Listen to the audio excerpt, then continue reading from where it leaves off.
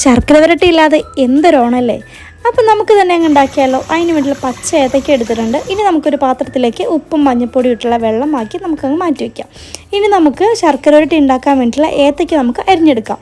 അതിനു വേണ്ടി നമ്മൾ കായയുടെ രണ്ട് സൈഡും കട്ട് ചെയ്തതിന് ശേഷം തൊലി നിടവ് കീറി അതിൽ തൊലിയെല്ലാം നമുക്ക് പൊളിച്ചെടുക്കാം. കണ്ടില്ലേ, ഇതുപോലെ നമുക്ക് തൊലിയെല്ലാം കളഞ്ഞ് നല്ല നീറ്റാക്കിയിട്ട് എടുത്ത് ഏത്തയ്ക്ക നടുവേ ഒന്ന് കീറി അത് ഇതേപോലെ ഈ ഒരു ആകൃതിയിൽ നമുക്ക് കുറച്ച് കട്ടിക്ക് അരിഞ്ഞെടുക്കാം. കണ്ടില്ലേ, ഇതുപോലെ ഒരേ ഷേപ്പിന് നമുക്ക് എല്ലാം അരിഞ്ഞെടുത്ത് നമുക്ക് ആ മഞ്ഞൾപ്പൊടി ഉപ്പ് ഇട്ട് വെച്ചിരിക്കുന്ന വെള്ളത്തിലേക്ക് ഇട്ട് വയ്ക്കാം.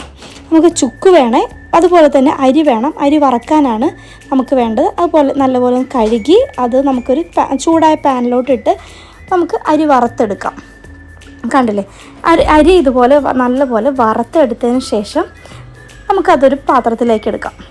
ഇനി നമുക്ക് ഈ ഉപ്പും മഞ്ഞൾപ്പൊടി ഇട്ടുള്ള വെള്ളത്തിൽ നിന്ന് നമുക്ക് അത് ഏത്തയ്ക്ക ഒന്ന് നമുക്ക് നല്ലപോലെ കഴുകിയെടുക്കാം. കണ്ടില്ലേ, ഇതുപോലെ കഴുകിയെടുത്തതിന് ശേഷം നമുക്ക് അടി കട്ടിയുള്ള പാത്രത്തിലേക്ക് ആവശ്യത്തിനുള്ള വെളിച്ചെണ്ണ ചൂടാവാൻ വയ്ക്കാം. ആ സമയം കൊണ്ട് നമുക്ക് ആവശ്യത്തിനുള്ള ശർക്കര പാനി ഉണ്ടാക്കാനായിട്ട് ശർക്കര നമുക്ക് ഗ്യാസിലേക്ക് ആവശ്യത്തിലുള്ള വെള്ളം കൂടി ചേർത്ത് നമുക്ക് ശർക്കര പാനിക്ക് വെക്കാം. അപ്പോൾ തന്നെ നമ്മുടെ കായ ഏതാണ്ട് വറുത്ത് കോരി നമുക്ക് എടുക്കാം. നല്ല മുരുമുരേ കണ്ടില്ലേ, ഇതേപോലെ നമുക്ക് നല്ലപോലെ വറുത്ത് കോരി എടുക്കാം. ശർക്കര പാനി റെഡി ആയിക്കൊണ്ടിരിപ്പുണ്ടേ. കണ്ടോ, ഓരോ സെറ്റ് നമുക്ക് ഇതുപോലെ ഇട്ട് നമുക്ക് കോരി എടുക്കാം. വറുത്ത് കോരി നമുക്ക് എടുക്കാം. ഇനി നമുക്ക് അതിനാവശ്യമുള്ള പൊടി നമുക്ക് റെഡിയാക്കാം. അതിന് വേണ്ടി അരിമണി വേണം, ചുക്ക് വേണം, ഏലക്ക വേണം, നല്ല ജീരകം വേണം. ഇവയെല്ലാം മിക്സിയുടെ ജാറിലേക്ക് ഇട്ട് നല്ല പൗഡർ പരുവത്തിന് നമുക്ക് പൊടിച്ചെടുക്കാം.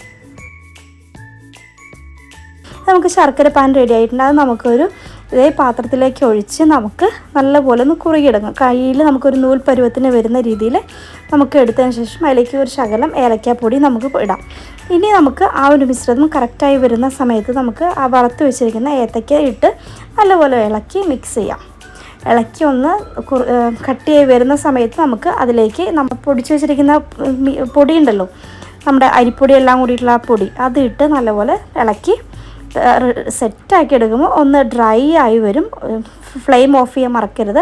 ഇനി നമുക്കൊന്ന് നല്ല ഇളക്കി അത് നമ്മുടെ കറക്റ്റ് ശർക്കര പരുവത്തിൻ്റെ ഒരു പരുവായിട്ട് വരും. അപ്പോൾ നമ്മുടെ കിടിലനായിട്ടുള്ള ശർക്കര വരട്ടി നമുക്ക് വീട്ടിൽ തന്നെ ഉണ്ടാക്കാം. ഇത്തവണ കടയിൽ നിന്ന് മേടിക്കാനല്ലേ, സൂപ്പറായിട്ട് നമുക്ക് ശർക്കര വരട്ടി റെഡി.